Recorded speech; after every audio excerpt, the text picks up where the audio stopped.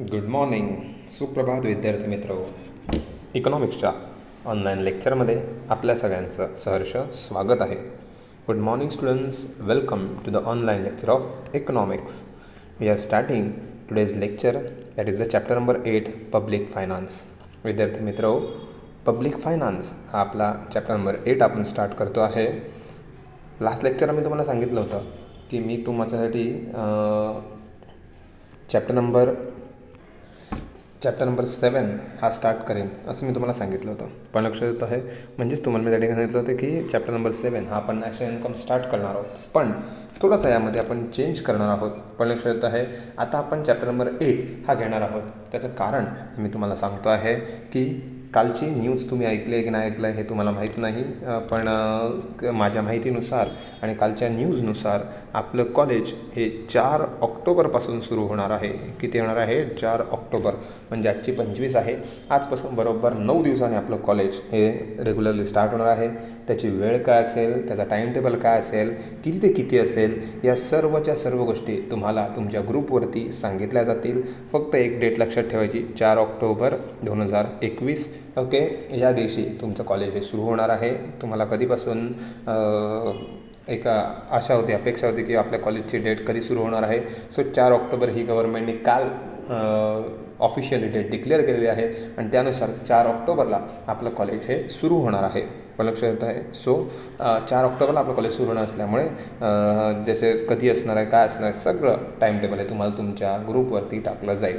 So ग्रुपवरती फक्त check करायचं की नक्की काय काय आणि कुठे कशाप्रकारे काय काय असेल ते राहील लक्षात. आणि त्याच्यामुळेच चॅप्टर नंबर 7 बाबत मी जी गोष्ट सांगतो आहे. पण लक्षात येतो, जो चॅप्टर नंबर 7 आहे हा 7 आपण कॉलेज सुरू झाल्यानंतर घेणार आहोत, कारण की तो थोडासा प्रॅक्टिकल पार्ट आहे. त्या अगोदर आपण पब्लिक फायनान्स इन इंडिया म्हणजेच चॅप्टर नंबर 8 हा आपण ऑनलाईनला घेणार आहोत. पण लक्षात येतो आहे. सो आपल्या बऱ्याच साऱ्या या व्हिडिओज आहेत, या आपल्या यूट्यूब चॅनलवरती माझ्या आहेतच. पण लक्षात येतो आहे. सो काही काहींचे व्हिडिओज डिलीट होतात किंवा काही काहींच्या व्हिडिओज स्टोरेजमुळे प्रॉब्लेम होत असतात. सो यूट्यूब चॅनलला आपल्या अगोदरच्या व्हिडिओ, आताचे व्हिडिओ आणि याच्यानंतरसुद्धा मी जेव्हा कॉलेज सुरू समजा जरी झालं तरी माझ्या यूट्यूबला व्हिडिओ या चालू असतील, म्हणजे तुम्हाला प्रॅक्टिससाठी त्या कामात येऊ शकतील. पण लक्षात येतो आहे. सो त्या जर बघायच्या असतील तर तुम्ही नक्की माझं चॅनल आहे हे सबस्क्राईब करू शकतात. तिकडे छोटासा आयकॉन दिला आहे, त्याला क्लिक केलं की माझ्या नोटिफिकेशन, म्हणजे आतापुरती नाही सांगत मी, तर जेव्हा पण कॉलेज आपलं चालू होईल, काही वेळेला तुम्हाला एखाद्या पॉईंटचा प्रॉब्लेम असेल तर तुम्ही मला तर विचारू शकतात, नाही तर मग आपला मोबाईल आहे, यूट्यूब आहे, लगेच माझ्या चॅनलवरती आले तिकडे तुम्हाला राहिलेले टॉपिक्स हे इझिली क्लिअर होऊ शकतील. चला मूळ मुद्द्यावरती आता येऊया आपण. Chapter number 8 public finance. Chapter number 8ची सुरुवात करण्या अगोदर तुम्हाला मी त्याचं कारण सांगितलं, कारण की 4 ऑक्टोबरपासून आपलं कॉलेज सुरू होणार आहे. आता लक्षात घ्या, पब्लिक फायनान्सचा अर्थ काय असतो. पण लक्षात हे काय असतं पब्लिक आणि फायनान्स. पण लक्षात येत आहे फायनान्सचा अर्थ आहे पैसा. फायनान्सचा अर्थ काय आहे? पैसा. पण लक्षात येत आहे पैसा हा कशा प्रकारे जनरेट करायचा हे आपल्या गव्हर्नमेंटचं एक सगळ्यात मुख्य आणि महत्त्वाचं उद्दिष्ट असतं. पण लक्षात येत आहे, आणि हे उद्दिष्ट हे गव्हर्नमेंटला साध्य का करायचं असतं, कारण की गव्हर्नमेंट हे आपल्याकडून टॅक्स घेतं. काय घेतं? टॅक्स. आणि त्या माध्यमातून गव्हर्नमेंट हे प्रत्येक वेळेला आपला पैसा हा जनरेट करत असतात. पण लक्षात येतो आहे. सो जर आपल्याला सर्व्हिसेस पाहिजेत, काय पाहिजे आहेत? सर्व्हिसेस. तर गव्हर्नमेंटकडे काय दिला पाहिजे आपण? टॅक्स दिला पाहिजे. सर मग टॅक्स म्हणजे नक्की काय? आम्ही भरतो का तो? तर तुम्ही सुद्धा टॅक्स भरतात, तुमच्या घरातले सुद्धा टॅक्स भरतात. पण लक्षात येतो आहे, पण ह्या टॅक्सची जी आकडेवारी आहे किंवा जो अभ्यास आहे, जो स्टडी आहे, हा वेगवेगळ्या प्रकारे डिफरंट केलेला आहे. तो सुद्धा याच लेक्चरला आपल्याला एका टेबलच्या माध्यमातून बघायचा आहे. We are doing that study with the help of the table. So starting with the public finance in India. Public means people related, finance means money in India, how to generate the money from public by the government. एक government कशा प्रकारे पब्लिककडून कशा प्रकारे finance हा जमा करू शकतात. Public finance is the old branch of the economics, highlights the role and function of the government in the economy. Government is the formal or informal institution created by people, specific region to perform the various functions such as protection from external attack, protection of private property, people, generation of employment, maintaining law and order, provision social needs like education, health, etc. लोकांनी स्थापन केलेली government ही एक संस्था आहे. Sir लोकांनी म्हणजेच काय, तर आपण त्या ठिकाणी एक गोष्ट करतो, तुमच्यासाठी अजून आली नाही आहे, ती म्हणजे वोटिंग. 18 वर्ष ज्याचे कंप्लीट झाले असतील किंवा ज्याची पुढच्या वर्षी कंप्लीट होतील त्यांनी आपापल्या बाजूच्या केंद्रामध्ये जाऊन सगळ्यांनी वोटिंगचे फॉर्म भरायचे. खूप जास्त महत्त्वाचं आहे वोटिंग तुमच्यासाठी, कारण की भविष्यात तुम्ही जे काही सरकार निवडणार आहे ते तुम्ही स्वतः निवडणार आहेत. त्यामुळे त्या सरकारला तुम्ही जेव्हा निवडलं की तुम्ही त्या ठिकाणी त्याला शिव्या घालू शकत नाही किंवा त्याला काही बोलू शकत नाही. हे तुम्ही स्वतः निवडलेलं सरकार असेल. चला जाऊया पुढे. This term of government can be classified obligatory function आणि optional function. Okay, obligatory means compulsory. Obligatory means compulsory. Okay, optional means options. ज्या मेन सर्व्हिसेस आहेत जसं फूड, क्लोथिंग, शेल्टर या मेन सर्व्हिसेस ऑब्लिगेटरी आहेत. आणि ऑप्शनल कोणत्या आहेत? Education and health. लोकांना शिक्षण मिळालं पाहिजे, हेल्थ मिळाली पाहिजे. People gets wants to the education and health also with help of the food, clothing and shelter. So food, clothing and shelter 3 basic needs. Education, health is the optional needs. So obligatory functions are the basic needs, and optional needs it is called as the supportive needs. Okay, so it is very important, it's the supportive needs. Clear? Next part, that is the meaning and nature of public finance. Meaning and nature public finance काय आहे, नक्की काय meaning असतं? To perform the above mentioned function adequately and inefficiently, any government needs to funds which can be received from the various sources. The concept public finance is a combination of two words, that is the public and finance. Public is collective for individual living within the administrative territory. In economics, we use the significance government which is represent the public. Finance simplify the income and expenditure. Okay, so public finance is nothing but the study of principal and income expenditure the government at central, state and local level. This study is done under the public finance branches of the economics. Okay, लोकांचा असलेला पैसा, लक्षात येतो आहे लोकांचा असलेला पैसा, याचा अर्थ आपण काय सांगू शकतो की ही आहेत या ठिकाणी पब्लिक. हे कोण आहेत? पब्लिक. आणि ते काय करतात तर अमाऊंट देत असतात. अमाऊंट देत असतात इन द सेन्स, आता तुम्ही कसे अमाऊंट देत असतात, तर तुम्हाला खायचं आहे बिस्किट, पण लक्ष द्या तुम्हाला एक बिस्किट खायचं आहे, किंवा तुम्हाला जर चॉकलेट खायचं आहे, हे आहे चॉकलेट, डेअरी मिल्क आहे असं समजा, पण लक्ष देत आहे सर हे तुम्हाला चॉकलेट खायचं असेल तर त्यासाठी तुम्हाला 50 रुपीज, किंवा तुम्हाला बिस्किट खायचं तर 20 रुपीज हे पैसे द्यावे लागत असतात. पण लक्ष देत आहे, आणि हे पैसे हे इन्क्लुझिव्ह ऑल टॅक्सेस असतात. कसे असतात? इन्क्लुझिव्ह ऑल टॅक्सेस, म्हणजे तुम्ही सुद्धा टॅक्स पे करत असतात गव्हर्नमेंटला. त्याचा प्रकार वेगळा असतो, त्याचा प्रकार असतो हा वेगळा असतो. पण तरीसुद्धा पब्लिक फायनान्स म्हणजेच काय, तुम्ही जो गव्हर्नमेंटला टॅक्स भरतात हा गव्हर्नमेंटला येणारा पैसा आहे. 2 डेफिनेशन दिले आहेत, ह्यूज डाल्टन आणि फ्रेंडली शिरीस. आपण फ्रेंडली शिरीस यांची छोटीशी आहे, सो ती बघूया. जी छोटी असेल तीच डेफिनेशन नेहमी निवडायला शिकायची. मोठी डेफिनेशन निवडून जास्त डोक्याला टेन्शन घ्यायचं नाही. छोट्या डेफिनेशनमध्ये पटकन इझिली जनरेट होत असतात. Public finance is study of principles of underlying the spending and raising funds from the public authority. पण लक्षात येतं सगळ्यात महत्त्वाची गोष्ट, पब्लिक फायनान्स म्हणजे काय? अभ्यास करायचा. कसला अभ्यास करायचा? Spending and rising the funds from public and authority. Spending म्हणजे पैसे खर्च करणं, आणि रायझिंग म्हणजे लोकांकडून पैसे हे इम्प्रूव्ह करून घेणं. हे दोन्ही सरकारची कामं असतात. पण लक्षात येत आहे, आपण ज्या वेळेला वेगवेगळ्या ठिकाणी वेगवेगळ्या प्रकारचे टॅक्सेस भरत असतो, मग हे टॅक्सेस भरत असताना गव्हर्नमेंटला ते सर्व पैसे येत असतात. एक छोटंसं एक्झाम्पल, हायवेवरती असतो टोल नाका. काय असतो? टोल नाका. पण लक्षात, टोल नाका म्हणजेच काय, तर गव्हर्नमेंटला मिळालेला हा टॅक्सेस आहे. गव्हर्नमेंट त्या माध्यमातून पैसा हा काय करत असतं? जनरेट करत असतं. हे सगळे पार्ट टॅक्सेसचे आहेत. पण लक्षात येत आहे, छोटासा डिस्टिंग्विश इकडे पब्लिक फायनान्स आणि प्रायव्हेट फायनान्स मधल्या या ठिकाणी दिलेला आहे. पब्लिक म्हणजेच लोकांचा, आणि प्रायव्हेट म्हणजेच आपण ज्याला सांगू शकतो की पर्सनल. पण लक्षात येत आहे 6 पॉईंट दिलेले आहेत, पटकन बघूया ते 6 पॉईंट काय आहेत ते. पहिला पॉईंट त्या ठिकाणी त्यांनी दिलेला आहे, public finance to offer the maximum social advantages. Okay, म्हणजेच काय, तर सोसायटी. पब्लिक म्हणजेच काय, सोसायटीसाठी. आणि इकडे काय, प्रायव्हेट इंटरेस्ट. तुम्ही स्वतःसाठी फायनान्स जनरेट करतात, स्वतःसाठी फायनान्स जनरेट करतो, आपण त्याला बोलतो प्रॉफिट. बरोबर ना? ओके, काय करतो अजून, सॅलरी. या सगळ्या गोष्टी तुम्ही स्वतः जनरेट करत असतात. Determination of expenditure. Government first determine the volume and difference of the expenditure. हे खर्च करायचे असतात. Individual consider income and they are determinants the income of and expenditure. पण लक्षात येत आहे, गव्हर्नमेंट खर्च करतं. गव्हर्नमेंट कशावरती खर्च करतं? रोड्स. ओके, नंतर आहे स्कूल्स. नंतर काय आहे? स्कूल्स. काय लक्षात? तर प्रायव्हेट पर्सन कशावरती खर्च करतो? फूड, ओके, क्लोथ, बरोबर ना, आवडतात ना कपडे घ्यायला, पण लक्ष देतो आहे. सो अशा प्रकारे त्या ठिकाणी ती वर्किंग होत असते, राहील लक्षात. सो त्या ठिकाणी प्रायव्हेट फायनान्स आणि पब्लिक फायनान्स हा एक सगळ्यात महत्त्वाचा पार्ट त्या ठिकाणी आपल्याला वर्किंग करावा लागतो किंवा जनरेट हा करावा लागत असतो.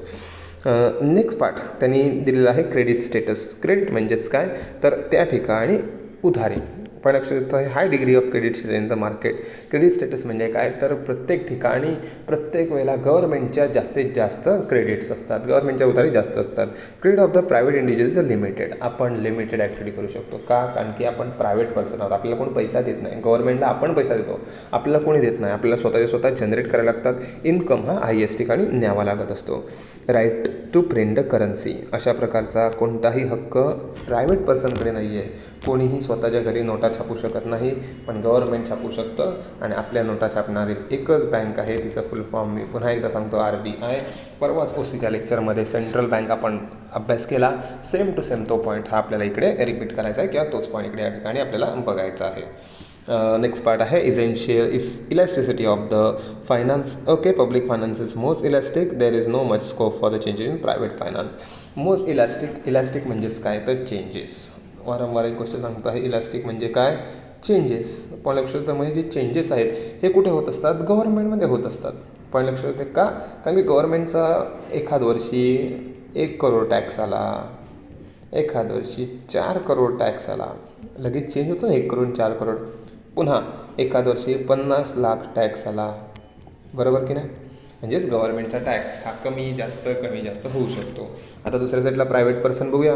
प्रायव्हेट पर्सन एकदा एका माणसाला 10,000 रुपये पगार मिळाला, मग परत 40 देणार का, बरं 40 वरून परत कोण 5 करणार आहे का, नाही. पण लक्षात आहे, ज्याला 10 असेल, बरोबर ना, ज्याला 10 असेल त्याला 15 होईल, मग समजा 19 होईल, मग 25 होईल. म्हणजेच एकच पगार काय होतं, हळूहळू वाढतो आहे. म्हणजे याच्या ठिकाणी चेंजेस हे काय असतात, कमी असतात. काय असतात, कमी असतात. पण गव्हर्नमेंटमध्ये चेंजेस काय असतात, तर खूप जास्त असतात. बरोबर, गव्हर्नमेंटकडे चेंजेस हे काय असतात, खूप जास्त पद्धतीने असतात. सो हा डिफरन्स आहे गव्हर्नमेंटचा. आणि effect of the economy, tremendous impact of the economy, marginal impact of the national income. सगळ्यात महत्त्वाची गोष्ट, देशाला जर स्ट्रॉंग बनत असेल तर पब्लिक फायनान्स हा जास्त महत्त्वाचा आहे. प्रायव्हेट फायनान्स हा कमी महत्त्वाचा आहे. कमीपेक्षा पण एकदम छोटा पार्ट घेतला जातो, 1%. आणि पब्लिक फायनान्स म्हणजेच काय, चांगले रोड, चांगलं एज्युकेशन, चांगलं इंटरनेट, चांगल्या ॲक्टिव्हिटीज, चांगली टेक्नॉलॉजी, या सगळ्या गोष्टी कोण आपल्याला देते, गव्हर्नमेंट देतं. चांगलं एज्युकेशन, या सगळ्या ॲक्टिव्हिटी कोण देतं, आपल्याला गव्हर्नमेंट देतं. मग हे सगळं चांगलं देतं की आपल्या देशाची डायरेक्ट डेव्हलपमेंट होऊ शकते. पण तेच प्रायव्हेट फायनान्समध्ये थोडं प्रत्येकाला जो काय कमवलं, प्रत्येक जणांची डेव्हलपमेंट झाली, त्याला बोलतात प्रायव्हेट फायनान्स. प्रायव्हेट म्हणजे एक लक्षात घ्या, तुमच्या घरी असतो तो प्रायव्हेट फायनान्स, आणि ग्रामपंचायतमध्ये असतो तो पब्लिक फायनान्स. राहील लक्षात, तुमच्या घरी असतो तो प्रायव्हेट फायनान्स आणि ग्रामपंचायतमध्ये असतो तो काय, पब्लिक फायनान्स. राहील लक्षात. ओके, मग अशी तुम्हाला बोललो होतो की एक टेबल येईल, बरोबर ना. हा टेबल खूप मोठा टेबल आहे, महत्त्वाचा टेबल आहे. पण लक्षात येत आहे, structure of public finance in a glance, okay, किंवा ॲट अ ग्लान्स. हे बघा, हे सगळं स्ट्रक्चर आहे. अशा प्रकारे विविध माध्यमातून गव्हर्नमेंटला पैसा हा जनरेट होत असतो. पण लक्ष देत आहे, आणि गव्हर्नमेंट एक ठिकाणी पैसे खर्च करते आणि एक ठिकाणी त्या ठिकाणी पैसा हा जनरेट करत असते. एक ठिकाणी पैसे खर्च करते आणि एक ठिकाणी पैसा हा जनरेट करत असते. पण लक्षात येत आहे, पैसा हा खर्च करत असताना गव्हर्नमेंट कोणत्या गोष्टीवरती खर्च करते, आणि पैसा हा कमवत असताना गव्हर्नमेंट कोणत्या गोष्टी माध्यमातून कमवते. पण लक्षात आहे, कमवणं म्हणजेच काय, तर मिळवणं.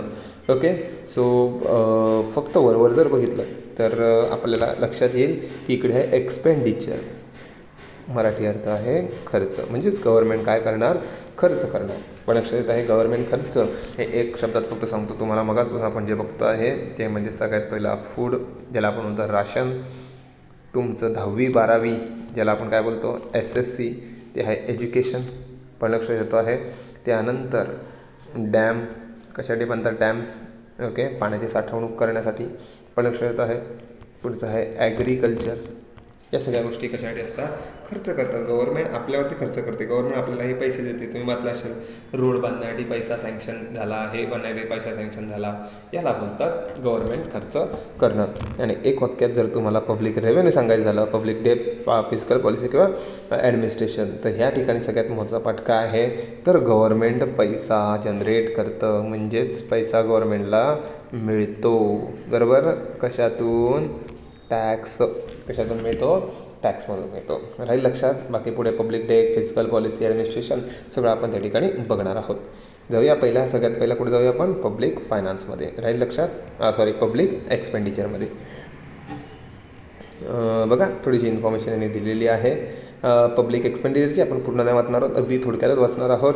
Public expenditure which incurred the public authority, central, state and local for protection of the citizen, satisfying collective needs and promoting economic social welfare. बस आपण एवढंच वाचणार आहोत. 3 ॲक्टिव्हिटी त्यांनी दिलेल्या आहेत, त्या म्हणजे कोणत्या? सेंट्रल, स्टेट आणि लोकल. पण लक्ष देत आहे, सेंट्रल म्हणजेच काय? तर देश पातळी, स्टेट म्हणजे राज्य पातळी आणि लोकल म्हणजे गाव पातळी. बरोबर? गाव पातळीवरती असतं ग्रामपंचायत. कोण असतं? ग्रामपंचायत. राज्य पातळीवरती काय असतं? महाराष्ट्र. कोण आहे? महाराष्ट्र. आणि इथे कोण आहे? भारत. कोण आहे? भारत. पण लक्ष देत आहे, लोकल ऑथॉरिटी, सेंट्रल आणि स्टेट. इथे आहेत देश पातळीवरती आहेत मोदी. कोण आहेत? मोदी. राज्य पातळीवरती कोण आहेत? ठाकरे. कोण आहेत? ठाकरे, उद्धव ठाकरे. आणि ग्रामपंचायत, ग्रामपंचायत ते तुम्हाला माहिती आहे. प्रत्येक गावचे, आपल्या गावचे सरपंच वेगळे, सफाळाचे वेगळे, त्यानंतर पालघरचे वेगळे, त्यानंतर सफाळ्यामध्येच वेगवेगळे गावं आहेत. करवाळे असो, सफाळा असो, त्या साईडला विटी लाईनला आहेत वेगवेगळी गावं आहेत. तिकडे अगदी नावजे, गिराळे आहेत. प्रत्येक ठिकाणी ग्रामपंचायत वेगवेगळी असणार. राहील लक्षात? सो त्यानुसार ते टॅक्सेस हे वेगळे जनरेट करत असतात. नेक्स्ट पार्ट त्यांनी दिलेला आहे revenue expenditure. Okay, classification of public expenditure हा पार्ट आपण या ठिकाणी बघणार आहोत. क्लासिफिकेशन ऑफ पब्लिक एक्सपेंडिचरमध्ये 4 पार्ट आहेत: रेव्हेन्यू, कॅपिटल, डेव्हलपमेंट आणि नॉन डेव्हलपमेंट. सगळ्यात पहिला आपण बघणार आहोत रेव्हेन्यू एक्सपेंडिचर. रेव्हेन्यू म्हणजे, रेव्हेन्यूचा अर्थ समजून घ्या, महसूल. काय आहे?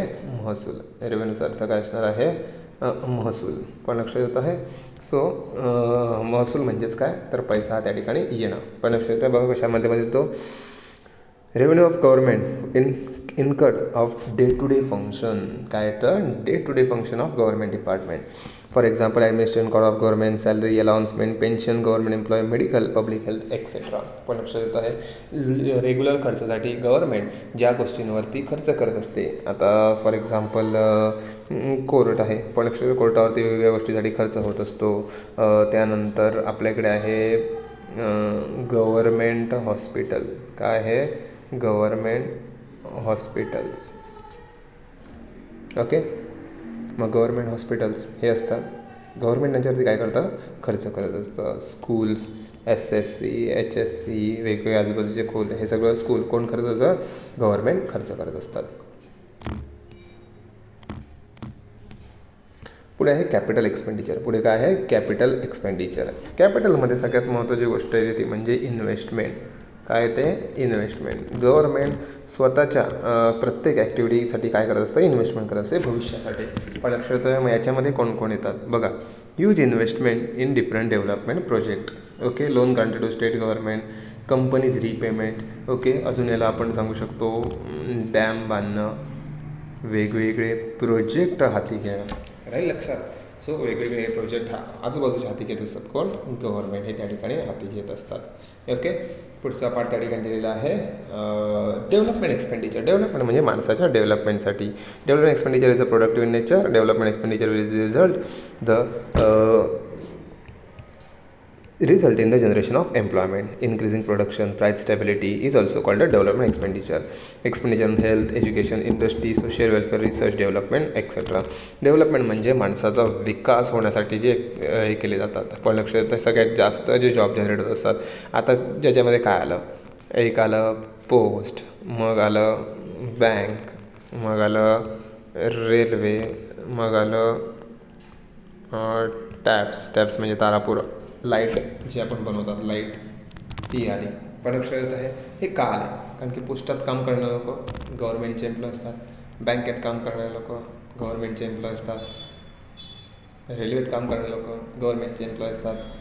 लाईट बनवणारे लोक गव्हर्नमेंटचे एम्प्लॉय असतात. म्हणजेच काय ते गव्हर्नमेंट त्या सगळ्यांना काय देतं, पगार देतं, सॅलरी देतं. ऐकलं असेल ना तुम्ही, हा गव्हर्नमेंट जॉबला आहे, तो गव्हर्नमेंट जॉबला आहे. म्हणजेच काय तर गव्हर्नमेंट जॉब म्हणजेच काय तर त्या ठिकाणी प्रत्येकाला गव्हर्नमेंट काय दिसतं, पगार हा देत असतं. आणि चौथा पॉईंट आहे नॉन डेव्हलपमेंट एक्सपेंडिचर. काय आहे नॉन डेव्हलपमेंट एक्सपेंडिचर? असे एक्सपेंडिचर ज्याच्यामुळे आपल्या डेव्हलपमेंट होत नाही पण आपल्याला प्रोटेक्शन मिळतं. डेव्हलपमेंट होत नाही पण काय मिळतं, प्रोटेक्शन मिळतं. On the other hand, that government expenditure does not yield any direct productive impact on the country is called as non-development expenditure. For example, administration cost, war expenditure, these are the unproductive nature. पण लक्षात आता सगळ्यात महत्त्वाची गोष्ट इथे army आहे, navy आहे, पण लक्षात येत आहे यांच्यावरती खर्च केला जात असतो. त्यानंतर युद्ध होतात, बरोबर ना, त्याच्यावरती खर्च केला जात असतो. हे सगळेच्या सगळे जे खर्च असतात ना, हे सगळेच्या सगळे खर्च कशात येतात, नॉन डेव्हलपमेंट. कशात येतात हा बघा, नॉन डेव्हलपमेंट एक्सपेंडिचर. राहील लक्षात. नॉन डेव्हलपमेंट म्हणजेच काय, ज्याचा डेव्हलपमेंटसाठी उपयोग ना पण प्रोटेक्शन मिळतं त्याच्यापासून. काय मिळतं, प्रोटेक्शन. राहील लक्षात. ओके, सो अशा प्रकारे हे खर्च असतात. आपण पुन्हा एकदा बघूया. Okay, public finance in India आपण सुरुवात केली. ऑब्लिगेटरी म्हणजे कंपल्सरी, ऑप्शनल म्हणजे सपोर्टिव्ह फॅक्टर. मग आपण बघितलं मिनिंग आणि नेचर. मग आपण बघितली डेफिनेशन फिंडली सिरियस यांची.